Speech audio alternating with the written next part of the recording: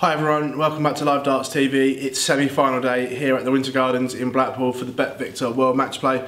Paul, last night again an absolute tremendous session to lead us into the semi-finals this evening. Yeah, where would you like to start, Phil? Because I want to go straight in with the statistic of Peter Wright.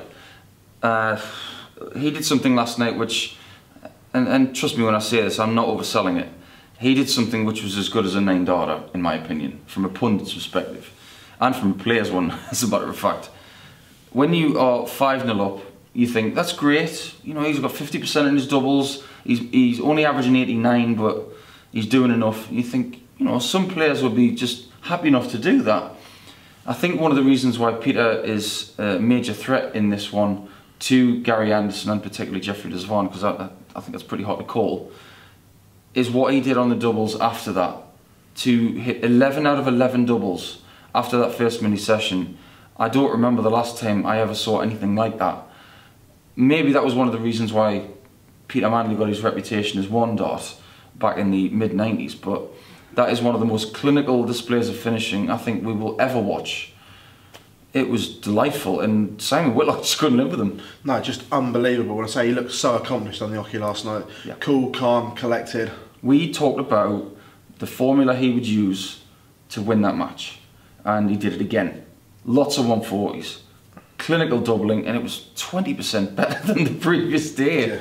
I mean, come on, 56% over a long format game is very, very good, but to have 76% is just stratospheric. I think that probably is the best doubling display I've ever seen. Unreal. I'd say first up as well, Mensah and Darren Webster served up an absolute treat.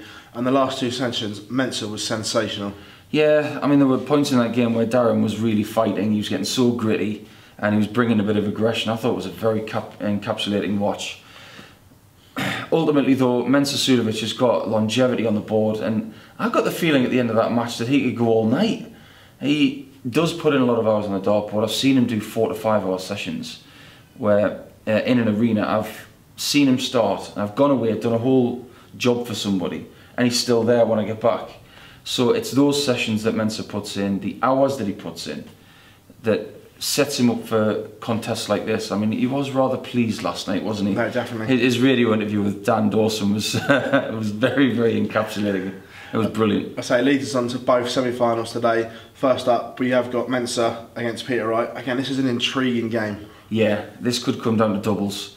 I think the scoring aspect, you're not going to get a mountainous amount of 180s from Mensah Suljovic. You're not going to get many from Peter. It could boil down to how many 2 treble visits they get, not just 140s, but 137s and 131s. So after that, all we can say is it's going to come down to doubling. Statistically, I think Peter Wright does win this game. It will be close. I think first to 17. Peter probably wins 17-14, 17-13, because ultimately his doubling, he's so confident on it, and he's taken out these great shots, and he's been brilliant on the bullseye. It could come down to that. No, definitely, I agree. I think this will go long. Tough to call. Yeah, Peter Wright just to nick it, but again, I think Mensah will put up a tremendous performance here. Leads us on to the second one. This is the one I think we all want to see. We've got young Jeffrey Desvaughn against Gary Anderson. Yeah. Mouth-watering. Yes, Jeffrey again is free rolling. We've been saying it all week. I feel like I'm blue in the face, but the guy's got probably less pressure now than he has all week. He's earned 30 grand, which in his young career is a great amount of money. And some of the things that I like about what Jeffrey's done this week is that we've been able to learn more about the kid, more about what his future plans are. He's got a 10-year contract with a sponsor, so we're going to be seeing him for a long time. The fact that he works in is it aquatic engineering and things like that, he's obviously not thick. So I'm intrigued with Jeffrey more from the perspective that his English is very good. So I've never heard him speak. No. You know, I've seen him around the tour for 2.5 years. I've never heard the kid speak until now. And everything that's happened to him this week, I think, has just enhanced his reputation, especially with me. I think he's fabulous for the game. Will he beat Gary tonight? I don't think he will, because I think Gary will have the bigger flights in tonight. I think he will be comfortable, and most importantly, He's had a day's rest in between what's happened in the last few days, and I think he'll have done next to nothing yesterday. Rachel would have taken the kids away and given him that time, and he will be fresh for tonight.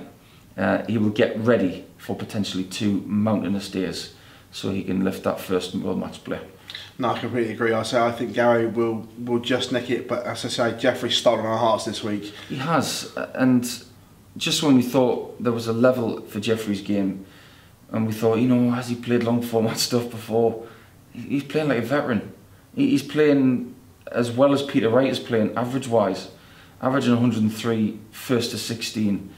I can't say to people how hard it is to get on that stage and play those amounts of legs at that level. I've never done it. I've played really well in long format darts, but I've never played that well, and I'm in awe of it. I just get the feeling that Jeffrey's not scared to do things, and Gary said in his press conference with Live Darts a couple of days ago that he's very focused in the practice room. He doesn't get embroiled in any banter. He is a machine, and Gary knows what he's got to do to beat him tonight, and I think he will be fully focused for it. No, completely agree, Paul. Well, everyone, that's our preview for the semi-finals. Thanks for joining us. We'll be at the venue tonight, nice and early, so there's plenty of stuff on Facebook Live, Instagram Live. Please join us. Absolute pleasure, and we'll see you all this evening.